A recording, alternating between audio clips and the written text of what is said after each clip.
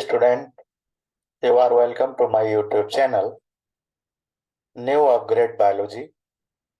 Today in this video, we are going to study about terminology in genetics.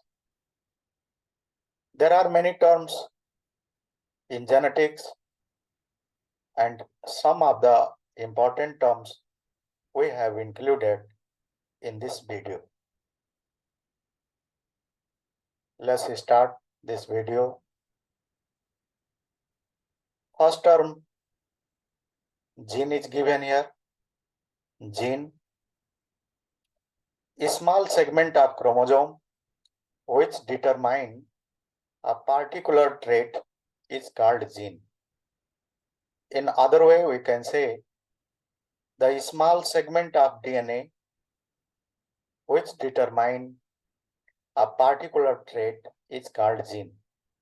भनेको यो DNA अथवा chromosome को एउटा स्मॉल सेगमेंट हो जसले हेरिडिटरी क्यारेक्टर अथवा कुनै एउटा फिक्स ट्रेटलाई एक जेनेरेसनबाट अर्को जेनेरेसनमा लग्ने काम गर्छ.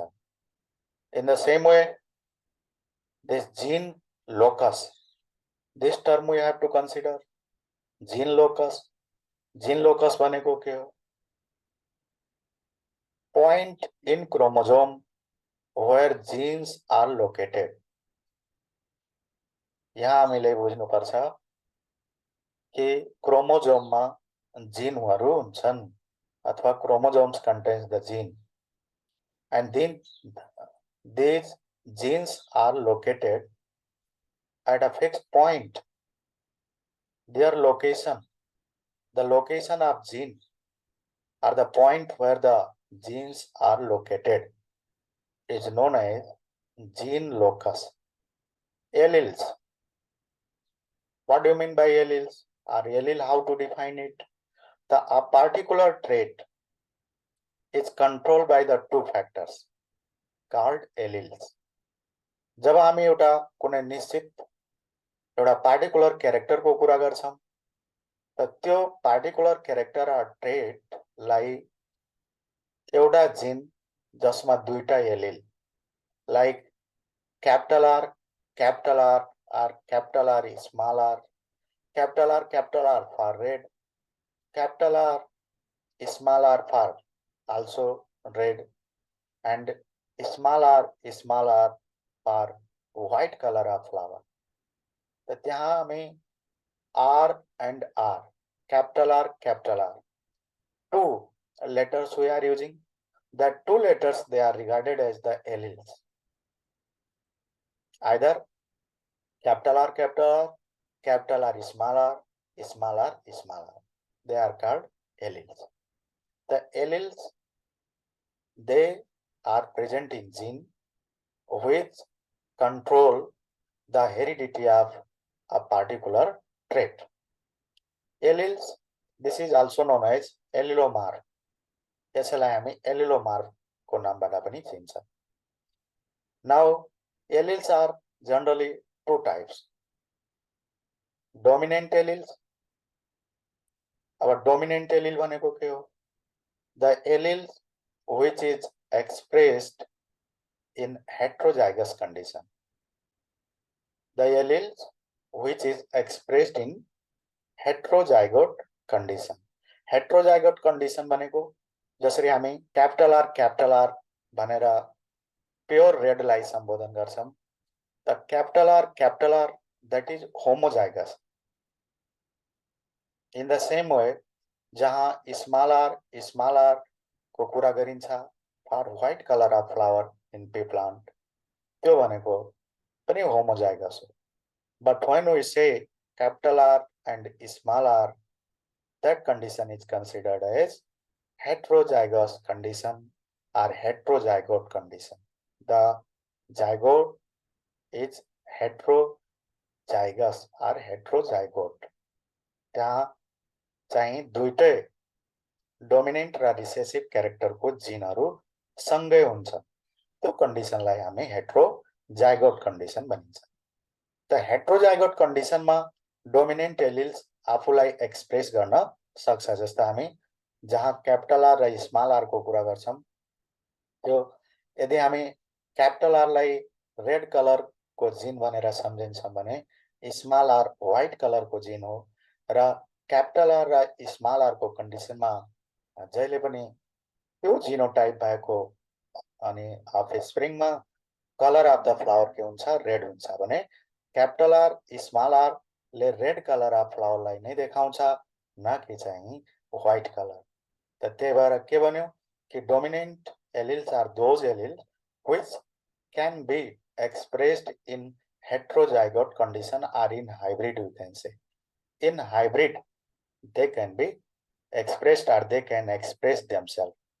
In the same way, recessive allele, the allele which is not expressed in heterozygote condition. जस्तै हामी क्यापिटल आर र स्मल आर को कुरा गर्यौं, त क्यापिटल आर स्मल आर मा small R shows the trait of white color and that is not expressed in hybrid. Hybrid मा हामी हेर्दाखेरि रेड कलर मात्रै देखा पर्छ। F1 जनरेसन मा रेड कलर अफ फ्लावर मात्रै देखा पर्यो, व्हाइट कलर देखा परेन। So we can say the alleles which cannot be expressed in heterozygote condition अथवा हाइब्रिड कंडिशन मा जुन एलिल आफूलाई एक्सप्रेस गर्न सक्दैन त्यसलाई हामी रिसेसिभ एलिल भनेर सम्झिनु पर्छ। For example, here it is given TT. Here its phenotype is tall. It means T is expressed but not small t. So T is dominant allele while small t is recessive allele. In the same way, homozygous and individuals having same alleles. For example, pure tall TT, pure dwarf small t small t. This type of genotype, or you can say the organism having the such type of genotype, same alleles, they are called homozygous. In the same way, heterozygous means and individuals having different alleles. Like यो भन्दा अगाडि पनि अहिले हामी कुरा गर्यौं कि like capital R small r अथवा यहाँ capital T small t.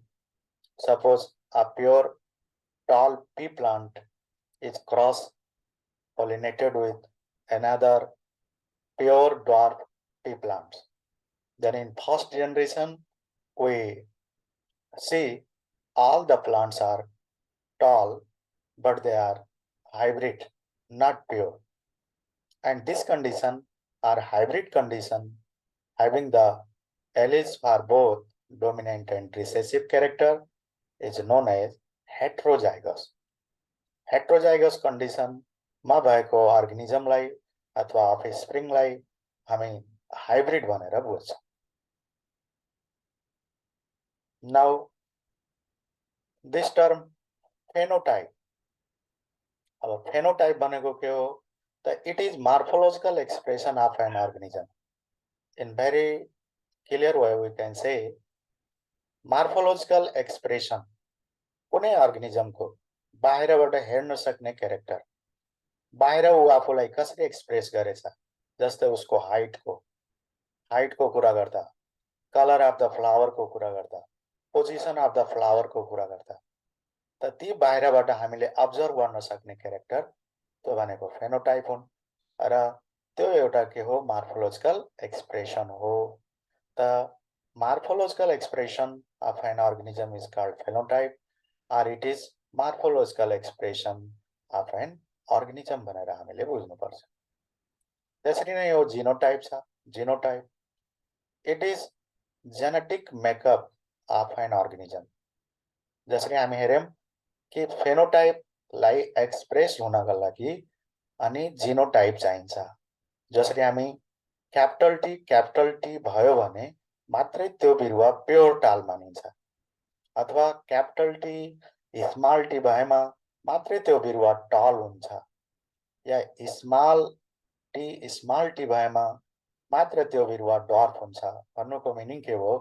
Small T is the genotype to so the phenotype of डर्फनेस के हो बाहिरबाट हेर्न सक्ने त्यो फिनोटाइप हो त्यसलाई एक्सप्रेस गर्नलाई जिनोटाइप के हुन्छ त small T the that the structure having small T भन्नु भनेको त्यो के हो हाम्रो त्यसलाई के भनिन्छ जिनोटाइप भनिन्छ in the same way this term it is important term punate square this square is used to a square like here it is given there a square with vertical and horizontal column and row means vertical column and horizontal row that helps to study all possible results of cross in genetics मा जति पनि cross pollination गरायो ती cross pollination अथवा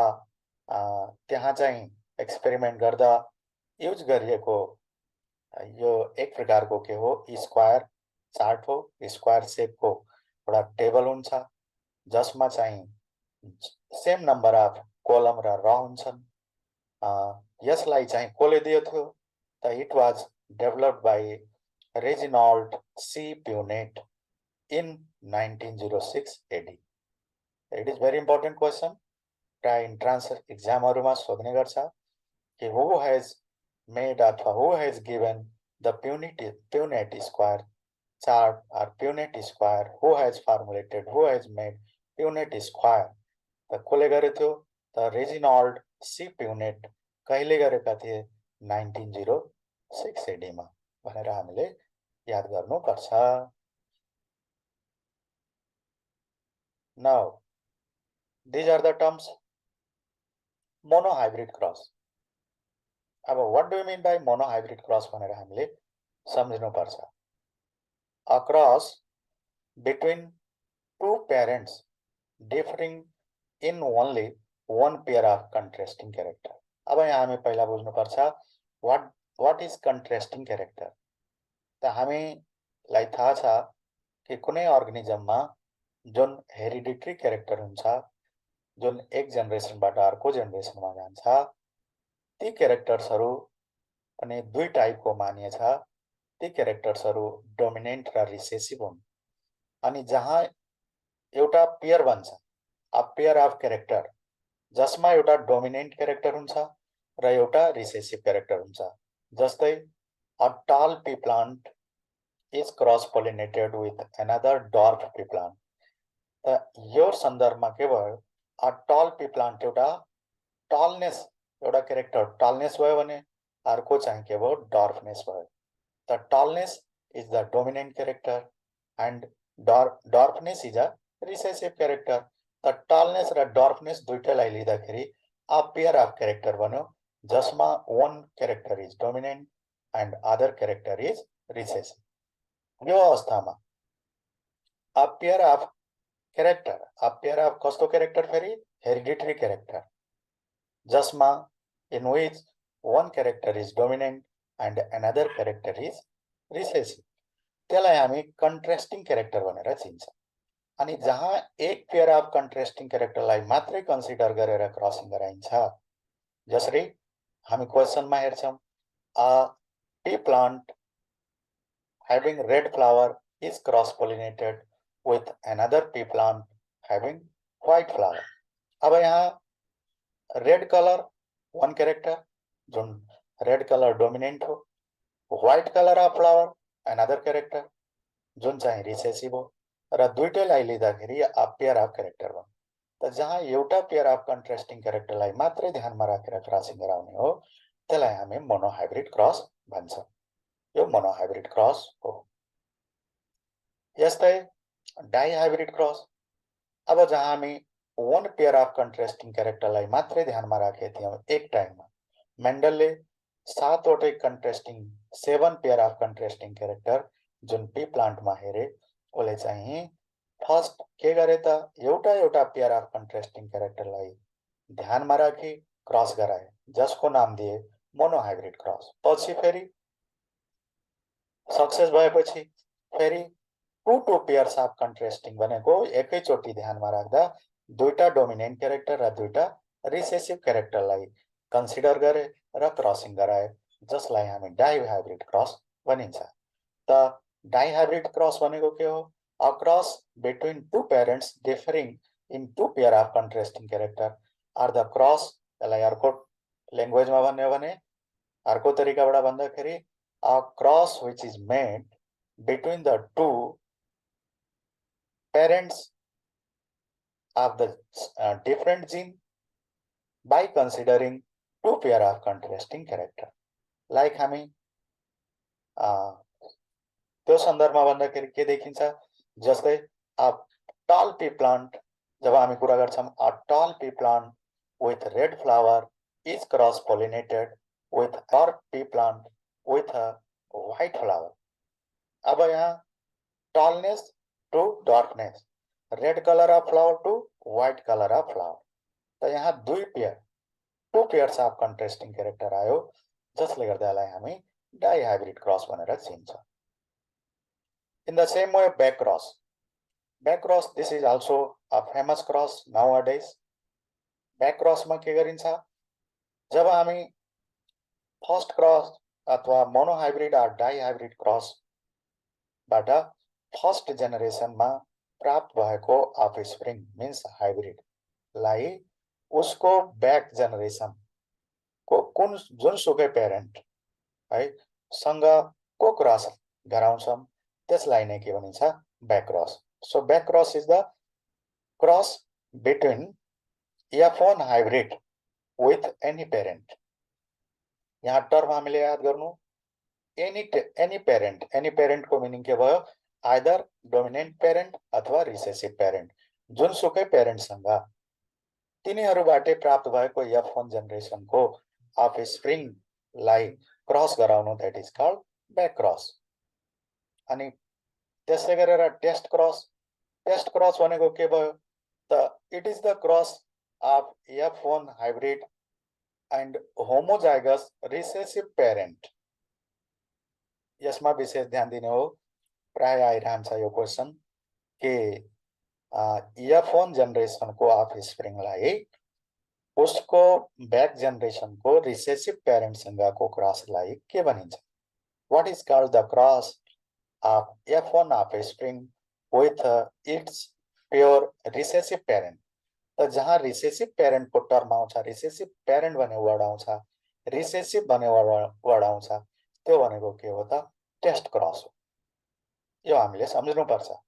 भने यो test cross back क्रसकै pattern हो, in the same pattern of back cross, but यहाँ के हुन्छ कि ब्याक क्रसमा एनी पेरेन्ट, तर टेस्ट क्रसमा कन्फर्म भएर हामी के सोच्नु पर्यो? खाली चाहिँ त्यो F1 अफस्प्रिङको क्रस गराउने कोसँग त? रिसेसिभ पेरेन्ट, रिसेसिभ पेरेन्टलाई जोड दिनुपर्छ। In the same way out cross. अब आउट क्रस के हो? It is the cross of F1 hybrid and homozygous dominant parent, homozygous dominant parent. जसरी हाइब्रिड F1 जेनेरेसनको हाइब्रिडलाई हामी रिसेसिभ पेरेन्टसँग क्रस गरायौं र त्यसको नाम के दियौं त? Test cross. त्यसरी नै यदि त्यो अफस्प्रिङ जुन F1 जेनेरेसनको आर F1 जेनेरेसनको अफस्प्रिङलाई अनि उसको डोमिनेन्ट पेरेन्टसँग क्रस गराइन्छ भने that is called out cross. त क्रसमा हामी हेर्दाखेरि monohybrid cross, dihybrid cross, back cross, test cross, out cross, these terms we have to remember nicely. In the same way, other term, clone. Clone भन्दाखेरि के हो? Progeny produced by asexual reproduction that are carbon copy of their parents. हामी हेर्यौं progeny भनेको प्राय सन्तानलाई भनिन्छ र यी प्रोजेनी एसेक्सुअल रिप्रोडक्सन र सेक्सुअल रिप्रोडक्सन दुईटैबाट अनि प्राप्त हुन्छन्। एसेक्सुअल रिप्रोडक्सनबाट बनेको अथवा प्राप्त भएको प्रोजेनीलाई हामी के भन्छौं? क्लोन भनिन्छ। क्लोनको विशेषता के हो?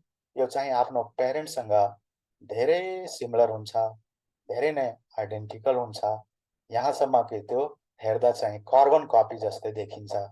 So the progeny produced by asexual reproduction that are carbon copy of these their parents, they are called clone. And the process of formation of clone is called cloning. त्यसलाई हामी क्लोनिङ भनेर process लिन्छौं। यो रिसर्चमा utilise गरिन्छ। कहाँ गरिन्छ? जब कुनै चाहिँ अनि जीव अथवा कुनै लिभिङ अर्गानिजम को संख्या एकदमै रेयर भइहाल्छ, इन्डेन्जर्ड स्पेसिसको रूपमा चिन्न थालिन्छ, त्यसको चाहिँ जिनलाई, त्यसको जर्म प्लाज्मलाई कन्टिन्युटी दिनलाई, कन्जर्भ गरेर राख्नलाई, त्यस्तै खालको त्यसमा कुनै पनि भेरिएसन नआउने गरी जब हाम्रो कन्सेप्ट लिन्छौं अनि त्यहाँ चाहिँ क्लोनिङ गर्दै त्यसको जर्म प्लाज्मलाई कन्जर्भ गरेर राखिन्छ। त्यहाँ यसको एकदमै ठूलो भूमिका छ त्यो रिसर्चमा। त्यसरी नै यहाँ offspring, अर्को टर्म छ offspring. Progeny produced by sexual reproduction in organism is called offspring. जुन सन्तान चाहिँ सेक्सुअल रिप्रोडक्सनबाट उत्पन्न हुन्छन् र तिनीहरू प्यारेन्ट्सबाट धेरै नै डिसिमिलर हुन्छन्, भेरिएसन हुन्छ, त्यसलाई हामी offspring भनिन्छ। Haploid. Haploid भनेको the condition having only one set of chromosome, जसलाई n number of chromosome भएको कन्डिसनलाई नै हामी के भन्छौं? Haploid भनिन्छ। Like gametes, all the gametes are haploid. Gametes are haploid. Diploid. The condition having two set of chromosome or 2n number of chromosome per cell. They are called diploids. 2n cells resulting from union of two gametes. Job gametesहरु, haploid gametesहरु को fusion हुन्छ, fertilisation हुन्छ अनि त्यो अवस्थामा चाहिँ जुन zygote बन्छ, zygote के हो त? डिप्लोइड कन्डिसन हो। त्यस्तै क्रोमाटिन भन्ने वर्ड छ। क्रोमाटिन के हो? The complex of DNA, RNA and protein that makes up uncondenses eukaryotic chromosome. Chromosome लाई बनाउनको लागि जुन र मेटेरियल्सहरु छन्, जस्तै डीएनए छ, आरएनए छ, प्रोटिन छ, त्यो कम्प्लेक्स फर्मलाई नै हामी के भन्छौं? क्रोमाटिन भन्छौं। यसरी नै यहाँ क्रोमोजोम भन्ने दिएछ, structure within the nucleus, nucleus भित्र भएको of the eukaryotic cells generally composed of the chromatin and visible at stage of cell division. Chromatin पदार्थबाट बनेको त्यो स्ट्रक्चर जुन चाहिँ eukaryotic cells को जनरली न्यूक्लियसमा पाइन्छ, त्यसलाई हामी क्रोमोजोम भन्छौं। यो प्रायजसो भिजिबल कहाँ हुन्छ त?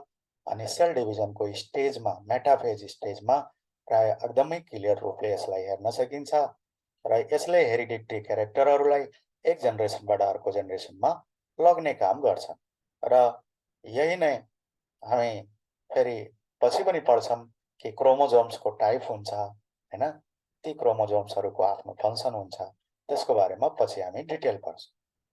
त्यसै गरेर अर्को टर्म छ यहाँ chromatid, one of the two halves of the duplicated chromosomes. कम्तीमा एउटा क्रोमोजोममा दुईटा क्रोमाटिड हुनुपर्छ र दुईटा आर्म्स हुनुपर्छ र ती आर्म्सहरुलाई सिंगल वेमा भन्दा, ती आर्म्सलाई पार्टिकुलर वेमा भन्दा त one of the two halves are arms, they are called chromatid भनेर बुझ्नुपर्छ। In the same way centromere दिएछ। सेन्ट्रोमेयर कुनै पनि क्रोमोजोममा हामी हेर्दाखेरि प्रायजसो त्यहाँ एउटा प्राइमरी कन्स्ट्रिक्सन हुन्छ, त्यसलाई हामी सेन्ट्रोमेयर भन्छौं। अनि specialized constricted region of a chromatid that contains the kinetophores. र त्यहाँ चाहिँ के हुन्छ त? प्राइमरी कन्स्ट्रिक्सनमा प्रोटिन हुन्छ, त्यो प्रोटिनले घेरेको हुन्छ, त्यसलाई हामी काइनेटोफोर भन्छौं र त्यसले चाहिँ सेल डिभिजनमा मद्दत गर्छ।